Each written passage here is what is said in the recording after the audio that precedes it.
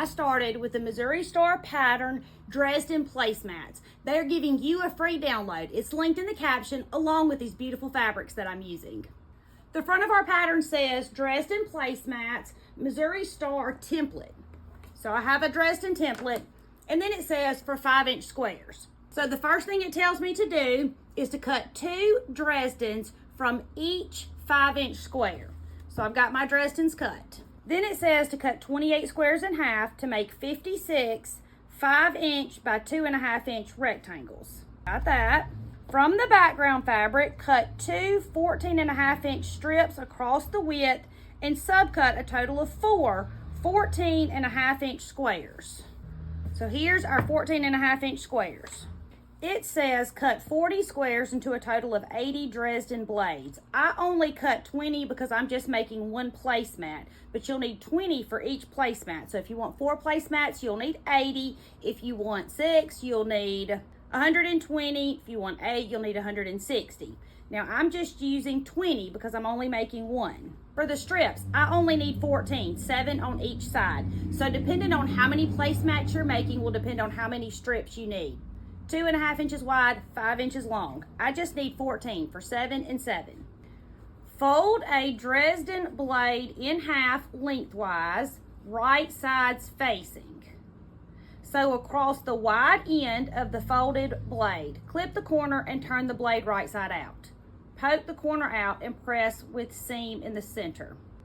So we're gonna sew all of ours right across here. Straight stitch, 1/4 inch seam, back stitching when you start and when you stop. I'm going to change my bobbin because I'm almost out of thread. I'm going to get the 1/4 inch seam by following the edge of my fabric with the edge of my presser foot. I'm chain piecing, but I'm going to back stitch when I start and when I stop. I know lots of people don't. My grandmother terrified me, and so if you're asking me, the answer is always.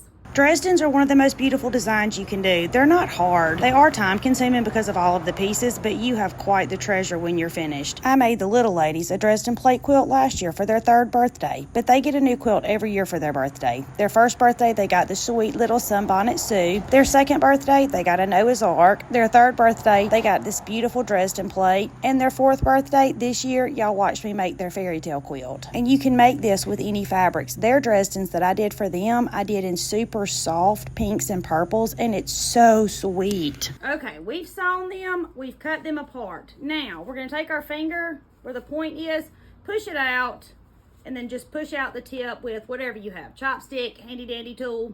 Do not use your scissors. You'll have a hole. You'll be crying because you have a hole. I'll be crying because you didn't listen to me, and everybody's crying. After you turn them and press your points out, you're going to press them. Even if you're not an ironer, go on and iron these. It's going to make the next step so much easier. Not to mention it'll look nice. It's going to make it super easy.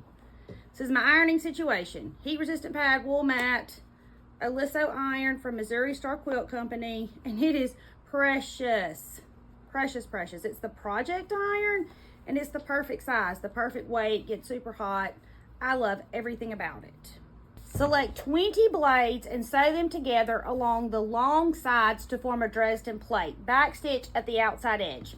So what that means is take one Dresden blade and a second one and put them pretty side to pretty side. Now the pretty side, I'm calling the side that doesn't have the folded over edge. So it doesn't have any raw seams. We're going to put those pretty side to pretty side, and we're going to sew from the top. And it's important that you sew from the top, because if your cutting is like mine and not exact, if you start at the bottom and all of them aren't exactly the same size, you may end up with some that are higher here, and if you start at the top, it doesn't matter because this is going to be covered up in a minute. So you're going to start and sew those two together, and then you're going to open it up and lay another one pretty side down, and you're going to sew it and open it up. And you're going to do that until you have 20 in a row. And the last two will connect to make your full Dresden plate. And you're going to sew these same way. Straight stitch, 1/4 inch seam, back stitching when you start and when you stop. Because my grandma said so. Now, y'all put a whole lot more effort into where your fabric pieces go than I do. I'm just picking up 2 colors that don't match, and I'm sewing mine 2 at a time, and then 4 at a time, and then 8 at a time, and then I'm sewing my pieces together. But if you're like a lot of my students, you want to lay all of your pieces out in one big circle so you can see where your colors are going to go, and then pick them up and sew them 1 piece at a time so that when you're finished, you love your Dresden plate. I love the mismatchy part of it, so it really doesn't matter to me where the colors go. I just don't want one color next to the other color. But I have a lot of students who care very much about what color goes where. And if that's you, lay your whole circle out and then sew them. And there's absolutely nothing wrong if you're like me and it doesn't really matter to you, or if you're like a lot of my students and it does matter. We all have our own process, so you do it how you like it, because guess what? It's your project and nobody's the boss of you. Now we're going to iron it and see what our next set of directions says. Trace a 4.5 inch circle on the non-adhesive side of the 4 interfacing squares. Cut a slit in the center of each drawn circle. Lay a marked interfacing square on a 5-inch print square with the glue side of the interfacing touching the right side of the background square. Sew the pieces together by stitching on the marked circle. Trim a 1/4 inch away from the sewn line. Turn the circle right sides out through the slit and push out the edges. Do not press. Okay. So all that's saying is to take your circle, put some interfacing on it, sew it, turn it right side out, and don't press it. And if you want to use interfacing, I want you to. But we're not going to do that. We're going to do something a little different. The fabrics that I'm using are from the Autumn Embers Batik collection. And I am going to go to page 5. I'm going to tear out this circle. Now, you can take it out before you staple your pattern together or unstaple it, but I didn't want to do all that. I cut my circle out with my paper scissors, and I know they're paper scissors because I tie a ribbon on the scissors when they get dull around here, and we use them for paper scissors. So when somebody's looking to cut something that's not fabric, they know if it has a ribbon, they can use them. So be sure you don't use your fabric scissors or you'll be sorry because it will dull them. I've cut my circle out. I've pinned it to my 5 by 5 inch square, and I'm going to cut around my pattern. So this is what I have, and this is what I have. I'm going to make my circle smaller because since we're not using interfacing and sewing and turning it, ours is larger than it would be. So I'm just going to fold mine and cut it a little bit smaller, but you can leave it this same size. It would be perfectly fine if you didn't want to make it smaller, or use the interfacing if that's what you want to do. So I've just folded it, and now I'm coming in about a 1/4 inch all the way around and making it a little smaller. Now this is what I have.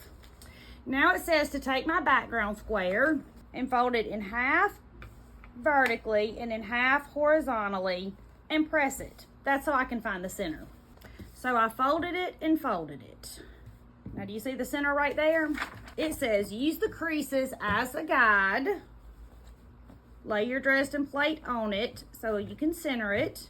We've done that. Now it says using the creases as a guide, center a Dresden fan on the creased square. We've done that. Pin in place. Center a prepared circle on the Dresden plate as shown. Fuse in place following the manufacturer's instructions. That's if you use that fusible interfacing. Applique the plate and the center to the background using a blanket stitch or a small zigzag. I'm going to take the center that we have because we did not use the fusible interfacing and lay it on there and pin it. And what we're going to do is stitch around the outside and then stitch around the center plate. Now, the center piece, I am going to zigzag mine. I'm going to zigzag, and I'm going to go around it 2 times. I'm going to zigzag 1 time around, and then I'm going to go a 2nd time around. I'm going to use white thread so I can show you my stitches, but if you wanted to change your thread color, I think that's a great idea. And then on this outside, it says use a blanket stitch, or to do a small zigzag. I'm just going to straight stitch the outside of mine, and I'll show you the stitches on that too. The blanket stitch is beautiful, but it takes 700 years to do. Like, truthfully, it takes a long time. It's gorgeous, it just takes a long time to do. I'm going to center my piece of fabric in the center that I'm doing the zigzag on underneath my presser foot. So here's my presser foot. The edge of my fabric is right in the center of that. I'm going to back stitch when I start and when I stop because my grandma said so. And the same is true with the stitches as it is with the placement of your fabric. You do what you like. And if you want to use interfacing, I want you to use interfacing. There's nothing wrong with it. I'm just choosing not to use it. I am zigzagging around twice because the very first applique quilt I ever made was for my little fella. And it was a Minecraft quilt. And he said, Mama, this is my most favorite quilt you've ever made. And I was thrilled. But I zigzagged the pieces on and I only went around 1 time. time, and after a whole bunch of washings, the pieces started to come off, and I was way disappointed. We've sewn this. We're going to put this to the side. Now we're going to make our pieced strips. We're going to put 7 2.5 by 5-inch rectangles together along the 5-inch side. So I'm going to lay mine out and see what I want them to look like. 1 2 3 4 5 6 7. Okay, so I need 14 because I need 7 and 7. I need one set for each side of our placemat. Now I'm going to pick these up pretty side to pretty side and sew them together. I'm piling mine up just like this.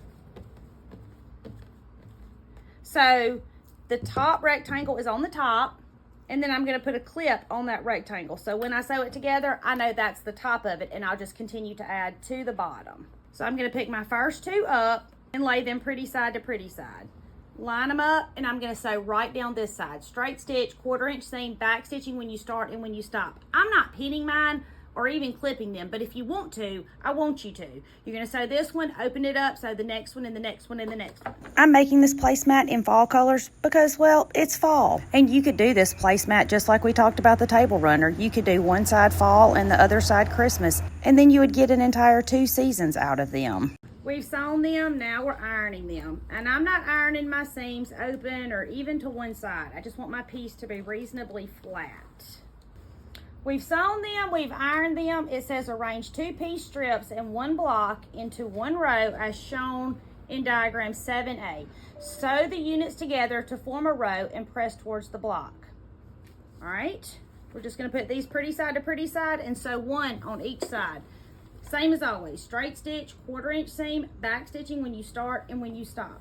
And that's it. You've created your first placemat. The only thing left to do is quilt it and create the rest of them. I can't wait to see what you make. Now our instructions say to layer the project with batting and backing, then quilt. After the quilting is complete, see Construction Basics, page 6, to add binding to your finished projects. So in the back, there's a whole bunch of instructions for binding, for how to press your seams, for borders, backing, all of the things. And these are included with every pattern, so take a few minutes to read those. This is what you have. I can't wait to see all of the ones you make. Quilt them or don't quilt them. You make them however you want to. But be sure to email a photo to hometownquiltcompany@gmail.com. We all want to see. My name is Tammy. I'm your favorite sewing teacher, and I would love for you to come sew with me.